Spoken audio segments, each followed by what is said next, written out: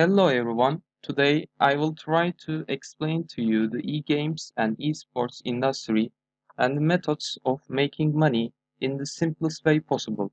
This presentation will also be indispensable for friends who want to work in different positions in the sector.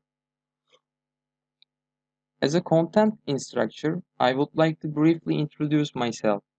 Between 2016 and 2017, I was the former chairman of the Yibu esports community.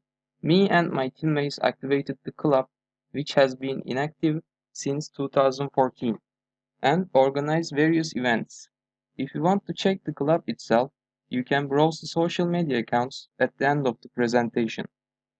In the background, I am studying in the 4th grade Management Information Systems department of our university. I love playing video games and I'm interested in competitive games too. For the experiences, I took my first steps in the industry as a social media manager in eSports Club, then showed contributes to ESL Turkey volunteer program and I did activities at our university club. I'm still contributing to the community as the founder manager of Dota 2 Turkey's groups and platforms. What are contents in the presentation?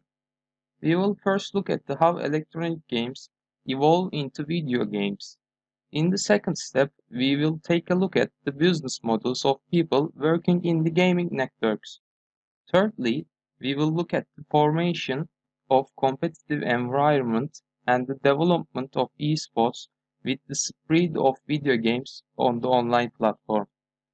At the fourth step and the last step, we will take a look at the business models of esports clubs and their players. Step 1. Forms of electronic games. Teletype games. The earliest forms of computer game is a text-based teletype game. It was developed as a computer game to teach school children about realities of 19th century pioneer life on the Oregon Trail. Oregon Trail is a simple survival game. Players are given the option to hunt for food, buy supplies, stop at castle, and then choose how much food to consume that round. Electronic handhelds. The earliest form of the dedicated console, handheld electronic games are characterized by their size and portability. Used to play interactive games. Handheld electronic games are often miniaturized versions of video games. Metal Electronic Audio Race is an example is the first in the line of many metal electronic games, and is credited with being the first handheld game that was entirely digital with only solid-state electronics, having no moving mechanisms except the control and on-off switch. Pinball machines. Unlike games with electronic visual displays, pinball has retained a physical display that is viewed on the table through glass. The Addams Family is the best-selling pinball machine of all time. It was based on the 1991 film of the same name and features custom speech by the stars of the film. More than 20,000 units have been sold as of 2008. Redemption games and merchandisers. Redemption games are typically arcade games of skill that reward the player proportionally to their score in the game. The reward most often comes in the form of tickets, with more tickets being awarded for higher scores. Merchandisers, such as the Claw Crane, are more recent electronic games in which the player must accomplish a seemingly simple task with sufficient ability to earn a reward. Slot machines. Slot machine is a casino gambling machine with 3 or more wheels which spin when a button is pushed. True slot machines were originally operated mechanically by a lever on the side of the machine instead of an electronic button on the front panel as used on today's models. Many modern machines still have a legacy lever in the additional to the button on the front. Audio games. An audio game is a game played on an electronic device such as personal computer, but not limited to. It is similar to a video game, save that the only feedback device is audible rather than a visual. Constructed as an interactive radio drama or an audio gamebook, the player spends the majority of the time listening as the story unfolds. At critical forks in the plotline, a set of chimes will ring, alerting the player that it is now his job to choose the course the plot will take. The choice that is selected is confirmed with the controller and the plot resumes. Video games. A video game is a game that involves interaction with user interface to generate visual feedback on a video device. Arcade games may feature specialized ambience or control accessories. These accessories are usually what set modern arcade games apart from PC or console games, and they provide an experience that some gamers consider more realistic. A personal computer video game, also known as PC game, is a video game played on a personal computer in a simplest way. The console game itself is usually controlled and manipulated using a handheld device connected to the console called a controller. The controller generally contains a number of buttons and directional controls which has been assigned the purpose of interacting and controlling the images on the screen. As well as this kind of video games, we can add web browser, mobile, and virtual reality platforms to video games with the development in video game platforms. Online games. With the development in the game industry over the years, games have started to offer online and multiplayer support. Online games allow players to play with each other from different locations. Without the need of physical tools such as CDs or floppy disks, game distributor can sold games on online platforms. With online game support, competitive games became widespread and games continues to be produced according to the competitive system. Competitive tournaments have begun to held on almost all video game platforms listed in the previous slide. The most popular video game platform known is personal computers. These are well-known game developer companies and their softwares that they use to distribute games. For example, Valve is a developer company and using his software Steam to distribute games. Gaming network business models. One is typical in-app purchases, ad driver revenues, subscription models, organizing competition. We will examine the stages one by one in the next slides. How the gaming network works. You buy just like any product and money reaches distributors, publishers, and the developers. A simple example for this, eSport developing his own game FIFA 20 and publishing the game in the Steam platform and Steam distributing their game for a retailer fee.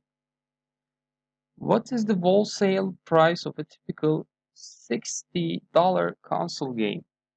For an example, $60 console game worth $50 in the PC platform.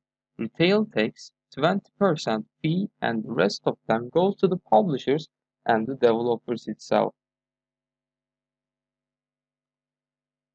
David Milish, video game designer, director, producer, and educator, explaining the typical breakdown for $60 console game purchased in the retail store. $12 for the retailer, another $12 for the console manufacturer. The rest of them goes to publisher. But the publisher used that money to pay for distribution, manufacturing, marketing, development, overhead costs, an amount for the made units. Then the publisher can make some money if there is something left. Only for the development costs, the expenses of development team making the game are about $10 of that $60 game. The normal way that game companies make money is to simply sell the game for a price. If I were to publish a game for $10 on Steam, for every sale I make, I will make $7, not 10. $3 goes to Steam and they take 30% for hosting the storefront so that I can display my game. They need to make their money too. Stores also do this. Depending on the store and what game you are buying, some of the money goes to the store while the rest of it goes to the developers of the video game. In-app purchases. Free-to-play games like League of Legends and Fortnite allow you to buy the game's in-game currency with your real money, which lets you to buy skins and that makes your character look different. League of Legends goes about it by making the skins look great, so you want it, buy it, and never use it. Fortnite does it through making the entire Fortnite player base love people who have dances and skins, and hate people with the default skins and dance. There are also in-game purchases made for investment purposes. Let's follow the example of 6 million purchase in the Entropia Universe game with the highest purchase in in-app purchases. Planet Calypso is a fully functional, featured planet in the MMOG title Entropia Universe. The planet features multiple colonies, space creatures, and wide variety of events to keep players coming back to the planet on daily basis. 6 million may have been a wise investment players who visit the planet and interact in a real currency, and the owners have already raked in millions back from the players. The last revenue they taken from the planet are 4 million. By now they have easily made back the original investment plus some. As long as the planet's up and running, money keeps rolling in. Ad-driven revenues. Mobile games earn money through ads. Every time you watch an ad, the developer of that game earns a small amount of money. For example, 5 coin. This sounds small, but if 1 million people watch an ad, then they would gain £50,000. When they consider the number of people playing mobile games and number of ads displayed, there is no question how they make so much money. Well, that's and the various purchases you can make, as they all have some sort of virtual currency and make you grind for a long time if you refuse to buy some of that virtual currency. Subscription-based model. Some games, which are rare to see nowadays, offer a subscription service. RuneScape lets you to pay a monthly fee for membership. Through it, there is a free-to-play version. The membership allows you to use weapons, access more quests, reach higher levels, use more moves, and overall have access to more features. Organizing competition. In addition to these, gaming companies sometimes earn from external investors, sponsors, support, and competition organizations they organize. As an example, the International Dota 2 Championships tournament organized by the Valve in the Dota 2 game, published under the name of the Steam distribution. While speaking of competition, let's focus on the esports sector derived from competition in games. Steve Bornstein, the former CEO of ESPN, said that eSport will rival the biggest traditional sport leagues in terms of future opportunities. While working at a sports news company, Steve noticed the development in the eSport industry and became the current chairman of Activision Blizzard's eSport division. What is eSport? Electronic sport is the name given to competitions with video games in virtual environment. Games get this name when they are organized with professional organizations, usually by professional players in exchange for a reward. Look at the history of esports. Early history. In the early days, games were played on Atari. The earliest known video game competition took place on 19 October 1972 at Stanford University for the game Space War. In 1980, Walter founded Twin Galaxies, an organization that holds high score records, so arcade games have grown in popularity. In the 1990s, many games have benefited from increased internet connectivity, especially PC games. NetRec was the first internet game in which user information is permanent. One of the major eSport tournaments of the 1990s was the Nintendo World Championship across the United States. Television shows featuring eSport during this period included the British, Australian, Canadian game shows like Game Masters. Cyberathlete Professional League was among the tournaments established in the late 1990s, while the PC games played in the CPL included the Counter-Strike, the Quake, and the Warcraft. 2000 and the present global tournaments. The number of approximately 10 tournaments held in 2000 increased to 260 in 2010, and its scope has increased significantly. Many successful tournaments were held during this period, including World Kyber Games, Intel Extreme Masters, and Major League Gaming. The 2000s became a popular time for television esports, and it began to be broadcasted regularly. Twitch, as an online streaming platform, launched in 2011 and regularly broadcasts popular esports competitions. Universities and colleges promotes eSport players as university-level athletes and offers athletes scholarships. Organizations started the leagues where all teams met regularly during the season and competed to participate in the games at the end of the season. Nowadays, with the increasing interest, especially technology companies make agreements with teams of professional players for both advertising and financial support. Sponsorship is made with equipment, transportation costs, and regular salary payments. Coca-Cola, Red Bull, Mountain Dew, T-Mobile as examples of major sponsor companies. Look at the esports in Turkey. Turkey's first esport team is known, began in 2003, is Counter-Strike Dark Passage by creating a team roster.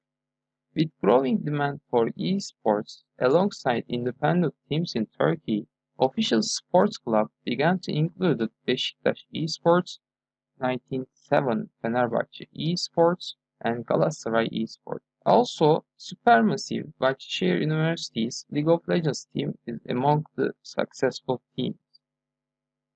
Republic of Turkey Ministry of Youth and Sport gives players license to the professional league since 2014, and these players are considered as professional players. Turkey Electronic Sports Federation began its operations in April 2018. Riot Games Corporation and Bahçeşehir University giving the eSports scholarship about 1 million. The university implemented first-time Turkey selective game industry and eSport has taken course to the curriculum. Gamescom, by selecting Turkey as a partner country and worldwide the online game distribution platform, Steam will begin accepting payments with the Turkish lira has been possible thanks to this potential. In 2014, Germany International LoL Wildcard Tournament representing Turkey representative Dark Passage was defeated 3-0 Australia Legacy eSport team for the first match out of 5. Counter-Strike Global Offensive World Championship representing Turkey Space Soldiers. In the last game they did against Argentina 0-11, match is about to be defeated and they did a comeback with the score 16-14. Space Soldiers won the game and awarded 50,000 prize. eSport games. For a game to be in the eSport category and participate in professional leagues, it must have certain conditions. One of them is that the game does not have a pay-to-win model.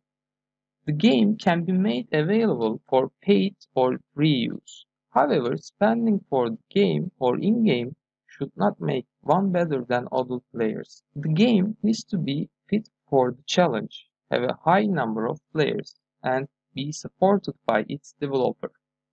If one of these is not provided, the game is not suitable for esports.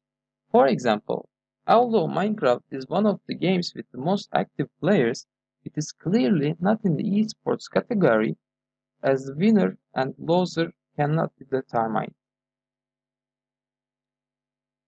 Fighting game is one of the game types that aim to kill and injure mutually in this genre. The player tries to win the game against a competitor or against a real player by controlling his character. Fighting games consist of several rounds and generally each character has a different ability. First-person shooter is a sub-item of shooter games. Like many other shooter games, sub-items. It is played from a first-person perspective. Elements such as using gun, driving plane, drawing attention in the game are easier than other points of view. MOBA is a real-time strategy war video game genre. It aims to destroy the energy source of the opposing team on a map consisting of three main roles of two different teams, usually consisting of 5 people. Racing game is a type of game in which the player participates in a fight in which land, air, or sea vehicles compete in a first-person or third-person perspective. The competitions can be based on real-world racing leagues or have a completely imaginary setup. Real-time strategy games are the computer games in which the players continue to play opposite each other without waiting for each other's turns. Players try to defeat their opponents by making tasks such as building a military base, gathering resources, and managing an army faster and more successful against them. Sports games are the video games developed by imitating the gameplay of traditional sports. While this genre is quite popular, it adds a lot of products to the best-selling games list. Almost every sport we are familiar with has hit the shelves as a video game. Third-person shooter game is a type of the game 3D computer and video game that shows the player character in different ways. It is seen through the eyes of the player character in the first-person shooter type games. But in these third-person shooter games, the game is usually seen after the player character. A card game is again any game using playing cards as the primary device with which the game is played, be they traditional or game-specific. Did you know the worldwide audience for eSport games is forecasted to reach 250 million people? The growth of eSport has been phenomenal, with new games being launched every year. Some games, however, dominate the landscape and are more popular than the others. When we talk about the biggest eSport games, it can mean different things to different people. Some games are more popular globally, while others are regional successes. Some have a lot more players, while others organize bigger tournaments with large cash prizes. We have sorted the biggest eSport games by the amount of reward money that they have awarded for tournaments. Dota 2 is an action real-time strategy game developed and published by Valve Corporation since it released in 2013. It has ranked at the top by awarding prize $229 million to 38 to 86 players who participate in 1468 tournaments. While some have more players, some organize large organizations with higher awards. The fact that Dota 2 has a prize pool with fewer players is related to the business strategies it applies for the tournament it organizes. Let's take a look at other games in the top 15. These games can be considered as popular games in the eSport industry. While speaking of prize pools, let's focus on how players and organizers, especially esport teams, make gains in the industry. How an esport team makes money? An esport team can make money in a variety of ways, including broadcast revenue, sponsorships, merchandise sales, and subscriptions. When we look at the picture in the right side of the presentation, 74% comes from sponsorships and ads. It's a huge value that we cannot ignore. The others are prize pools, esport bettings, amateur micro-tournaments, ticket sales, merchandise. We will take a look at these in the next slide. Simplified overview of the esport ecosystem. Teams play games, organize league and tournaments. The tournaments distributed on the platforms like Twitch to fans. Also, game developers, publishers use esport as marketing for extended monetization. Brands and advertisers use esport as a communication channel to reach and engage young audience. Investors want the ecosystem to grow to increase their return on investment. Business models. What are the business models used in the esport industry? Sponsorships, broadcast revenue, merchandise sales, prize money, naming rights, subscriptions, cost of revenue. Let's take a look at these. Sponsorships. As shown in the chart above, sponsorships and advertising account for the bulk of revenue for esport. It is estimated around 95% of the money generated by esport teams comes from directly from sponsorship deals. The novelty of esports has attracted many well-known sponsors. However, teams have struggled to make sponsorships as a sustainable source of revenue. The relatively short life of popular games proves to be an impediment to sustaining sponsorships. A game might be highly popular currently, but within a few years fade from public interest. IT computer-related sponsorships are the most common in the esport industry, as a gaming equipment and accessories. For example, HP and Intel agreed to sponsor Activision Blizzard's Overwatch League. As a part of the agreement, competitors will exclusively use HP's and Omen's gaming PCs and displays. From a valuation perspective, consistent recurring revenue is a benefit to the value of a company. Sponsorships can provide long-term recurring revenue to any sport teams. Broadcast revenue. Esport broadcasting on TV is still in its infancy as broadcasters look for esport content that will appeal to their target demographics. The recently formed Overwatch League will be broadcasted on ESPN, Disney, and ABC family of networks. Perhaps most importantly, a broadcast TV deal does not cancel existing distribution agreements, such as broadcasts on Twitch that were already in place.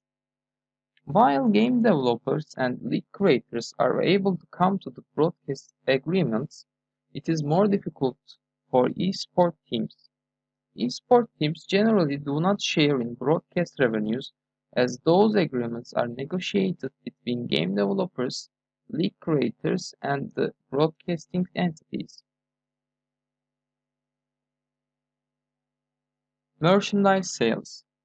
As mentioned in our esport industry overview, consumer spending on esports merchandise remains relatively low.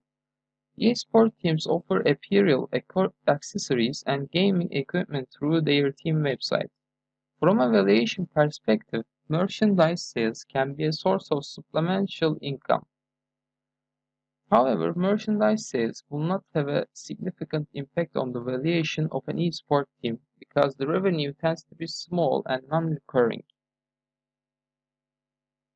Prize money. Prize money typically does not go to esports team, but rather to individual team members who are competing while the team does not receive the money. Being successful in tournament is a good way to generate brand awareness. Perhaps the most interesting note from the International's $1 million prize pool which continues to increase each year, is that nearly 94% was crowdfunded. Every day, Dota 2 players purchased Battle Pass, which offers event-specific features and rewards. A quarter of each Battle Pass has been added to prize pool. Naming rights. Liquid built its North American facility in 2018 and sold the naming rights to the Alienware. The facility not only provides a dedicated practice area for Team Liquid members, but also houses the company's content production team, 1UP Studios. Training facility has provided another stream of revenue for Team Liquid as they were able to sell naming rights to the facility to gaming PC brand Alienware for $4.5 million. However, Team only spent over $1.5 million to build his facility. Generally speaking, eSport teams owning their training facilities is a recent trend. Successful teams. In that table, we see the top 10 teams according to the prize money earned from esportearnings.com. On the site, we can also review the earnings of the teams by games and see individual player contributions.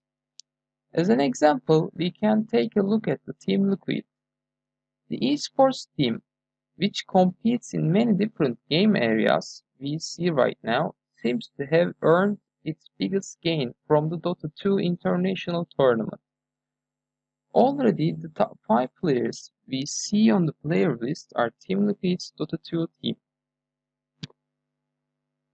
Subscriptions. Luminosity game ranked number 29 in terms of prize money earned among eSport teams.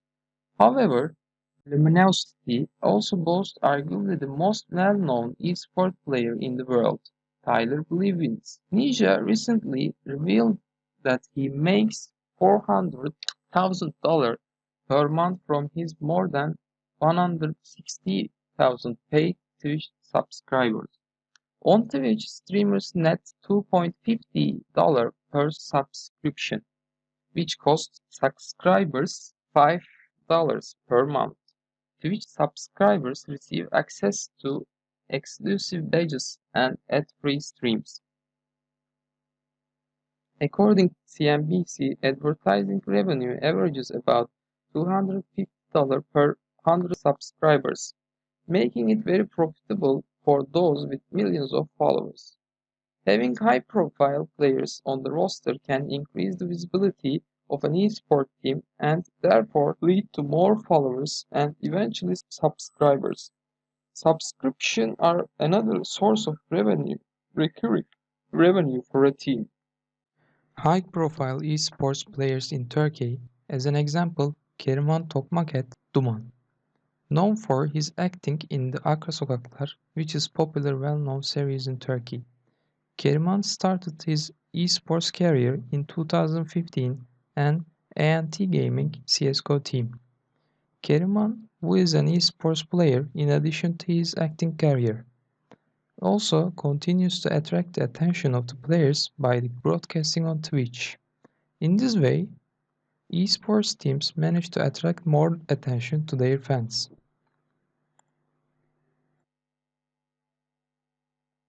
Cost of revenue.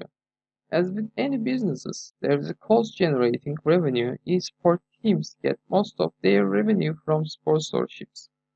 In order to attract sponsors, teams must perform well at tournaments and events as well as be highly visible to consumers. Typical expenses for an eSport team include player salaries, administrative personnel salaries, player housing expenses, training facility rent or operating expense, and equipment accessory expense. In 2017, Complexity Gaming was moved to the Star in Frisco. The Star happens to be the Dallas Cowboys' world headquarters. The plan is for Complexity to build a state-of-the-art operations center and global headquarters including offices, production studios, and industry-leading training facilities. Complexity are not the only team to take advantage of common ownership with another pro sports team.